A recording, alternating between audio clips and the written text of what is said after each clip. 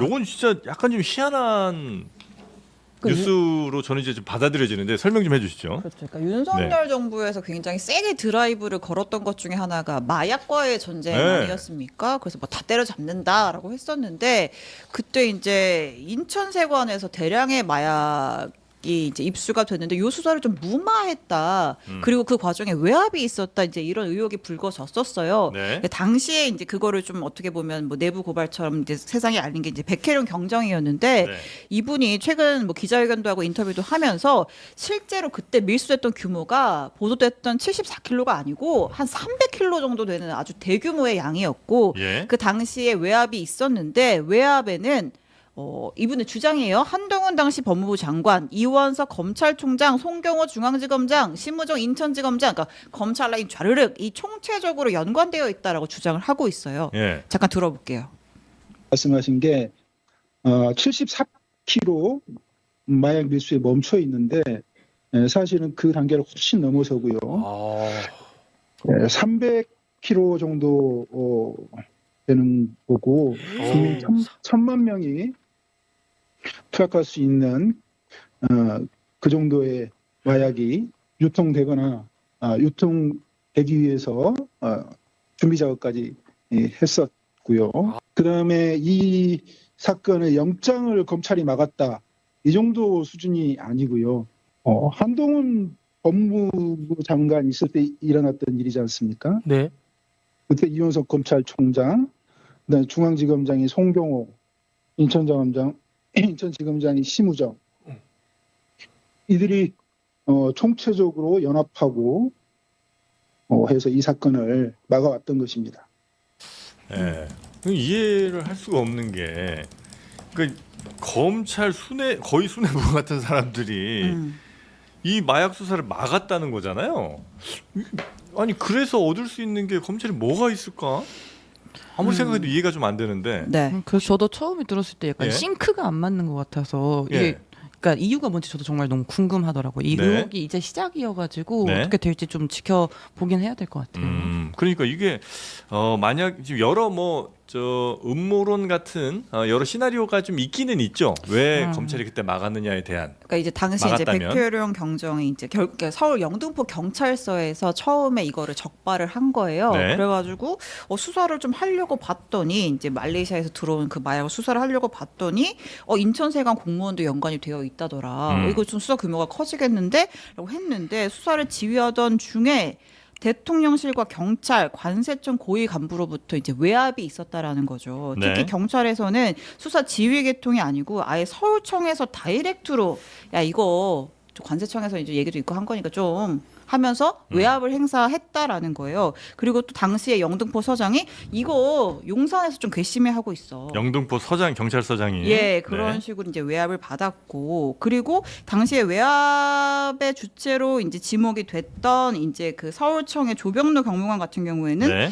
나중에 그 도이치모터스 사건 그 그러니까 여기랑 또 연결이 되더라고요. 예, 이종호 블랙펄 인베스트 대표 블랙펄 인베스트먼트. 네, 통화 녹취에서 네. 이 사람 이제 승진시켜야지 뭐 이런 뭐 녹취가 등장하기도 하고 예. 그러다 보니까 이제 아예 윗선에는 더 용산이 있는 거 아니야? 당시 이제 이런 의혹이 있었고 또 확인된 바는 아니지만 이제 이 사건 관련해서 이제 윤석열 전 대통령의 처가가 좀 등장하기도 했어요. 네. 이게 뭐 사실 확인이 안 되었기 때문에 제가 구체적으로 언급을 하기는 어렵지만 네. 이제 그런 분들이 연루가 되어 있기 때문에 당시에 여기저기 계통을 통해서 외압을 행사한 거 아니냐 이제 그런 의혹을 제기가 됐던 거고. 네. 근데 이제 검찰에서 뒤늦게 이제 이 사건 들여다 보겠다라는 거예요. 외압 의혹 실제로 있었는지 들여다 보겠다, 합동수사팀 꾸리겠다라고 하니까 백혜룡 경정은 아니 니네가 외압 행사의 주체였는데 검찰도 그 중에 하나였는데 니네가 수사를 한다고? 왜 셀프로 수사해서 증거인멸하게? 나는 그 수사에 협조하지 않겠어. 이건 특검해야 돼라고 나선 상황입니다. 그 원래 이 정도로 큰 마약이 만약에 이제 뭐 걸렸다 치면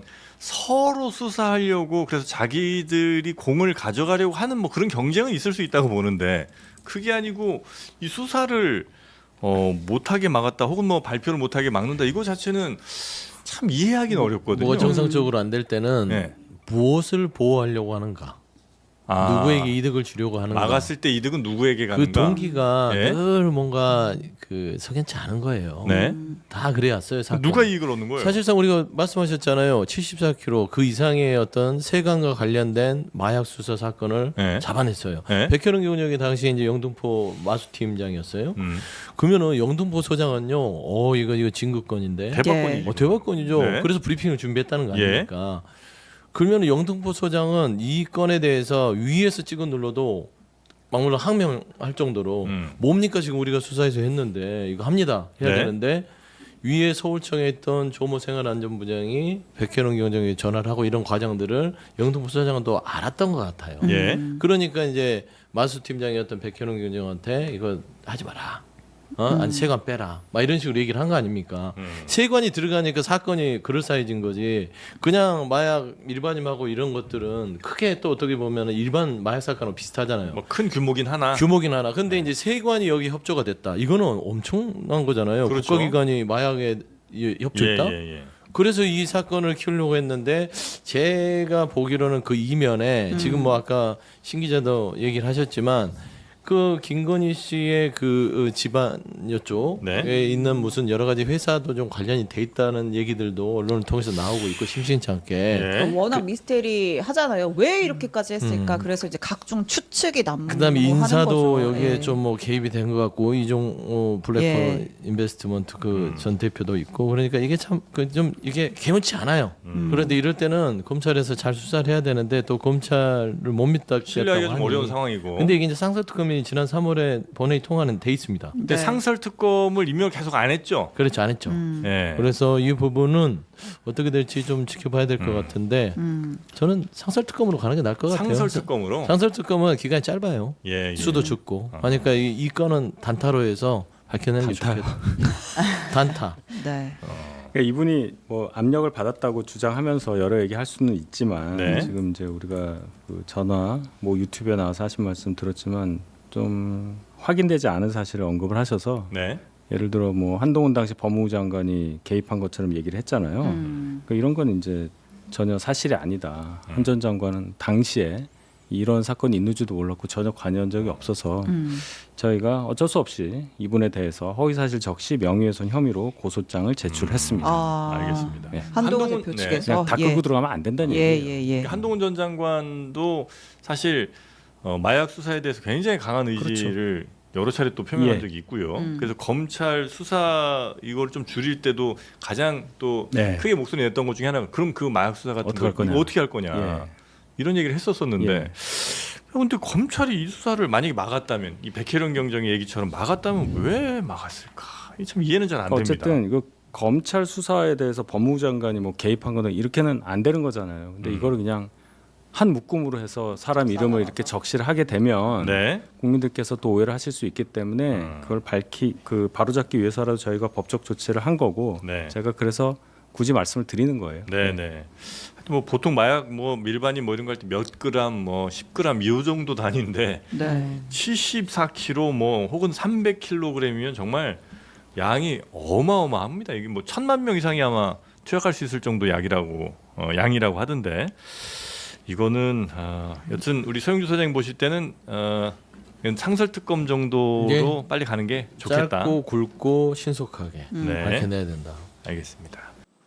지난해 말레이시아 마약 밀수단 사건을 수사한 백혜룡 전 영등포서 형사과장이 수사 외압이 있었다고 주장했습니다. 세관 공무원 연루 의혹을 보도자료에 담지 못하게 했다는 겁니다. 이 사건 용산에서 알고 있다. 심각하게 보고 있다. 브리핑 연기하십시오. 그래서 제가 다시 묻습니다. 소장님, 제 신뢰가 깨지는 일입니다. 안 됩니다. 했더니 소장님이 지시하는 겁니다. 당시 서울청 생활안전부장이었던 조병노 경무관도 전화를 걸어 관세청 국정감사 때 야당 도와줄 일 있느냐라고 말했다고 했습니다. 인천공항 세관장이 전화를 해서 국정감사에 대비를 위해서 언론 브리핑 내용 중에 세관 직원 여부를 확인하고 제가 직접 전화한 것은 제 불찰이라고 생각합니다. 조 경무관은 이른바 멋쟁 해병 대화창에서 이종호 씨가 승진을 시켜줄 것처럼 언급했던 경찰 간부입니다. 조 경무관은 이 씨와 모르는 사이며 승진 청탁을 한 적이 없다고 했습니다. 당시 영등포 서장은 용산을 언급한 적이 없다며 세관 연루 의혹은 마약 조직원 진술뿐이라 보도자료에 담지 말도록 지시했던 것이라 반박했습니다. 당시 서울경찰청 형사과장은 보도자료 내용을 실무적으로 조율했을 뿐 수사 외압은 없었다고 했습니다. 당시 영등포 서장은 대통령실 행정관이, 당시 서울경찰청 형사과장은 영등포 경찰서장이 됐습니다. 백경정은 최근 좌천성 인사를 당했습니다.